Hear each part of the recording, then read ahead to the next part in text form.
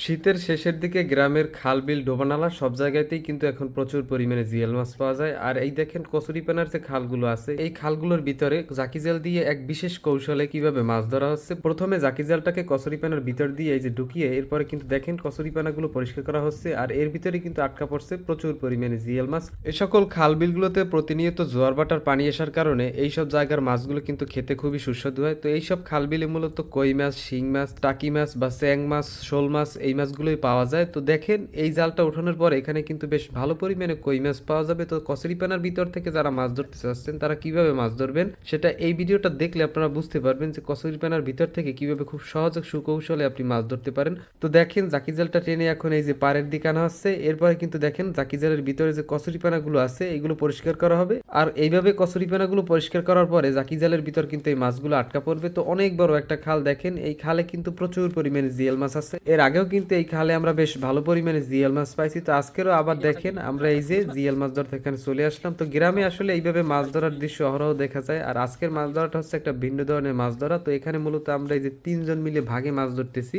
তো মাছ ধরার পরে গ্রামে কিভাবে মাছ ভাগ করে নেওয়া হয় সেটাও আপনাদের একটু দেখানোর চেষ্টা করব। তো পরবর্তীতে এই জায়গায় মাছ ধরার আমরা আরো একটা পর্ব দিব, সেখানে কিন্তু সম্পূর্ণ মাছ ধরার যে প্রসেসটা সেটা আপনারা দেখতে পারবেন। তো দেখেন এই জালে যদি একটু কম মাছ উঠছে, তো এর আগে যে বেরগুলো দেওয়া হয়েছে সেই বেরে কিন্তু প্রচুর পরিমাণে এই যে মাছ পাওয়া গেছে। ব্যাগের ভিতরে কিন্তু দেখেন বেশ ভালো পরিমাণে মাছ আছে। তো দেখেন এই মাছগুলো এখন আমরা এই যে ঢেলে নিলাম, এখন এই মাছগুলো কিন্তু ভাগ করা হবে। কিভাবে মাছ ধরে আমরা ভাগ করে নিলাম এটা কিন্তু আমরা পরবর্তী ভিডিওতে আপনাদের দেখাবো। তো আজকের এতটুকুই, আপনারা দেখেন এখানে আমরা বেশ ভালো পরিমাণে সুস্বাদু জিএল মাছ পেলাম আর মাছগুলো একদম পরিষ্কার, দেখেন ফ্রেশ জিএল মাছ। তো এই মাছগুলো খেতে যারা পছন্দ করেন অবশ্যই কমেন্ট করে জানাবেন। আর আপনারা যে মাছগুলো দেখতেছেন এখানে বেশিরভাগই হচ্ছে চ্যাং মাছ বা টাকি মাছ। তো আপনাদের অঞ্চলে এই টাকি মাছকে আঞ্চলিক ভাষায় কি নামে ডাকা হয় বা কি নামে আপনারা চিনে থাকেন অবশ্যই কমেন্ট করে জানাবেন। তো সবাইকে ভিডিওটা দেখার জন্য অসংখ্য ধন্যবাদ।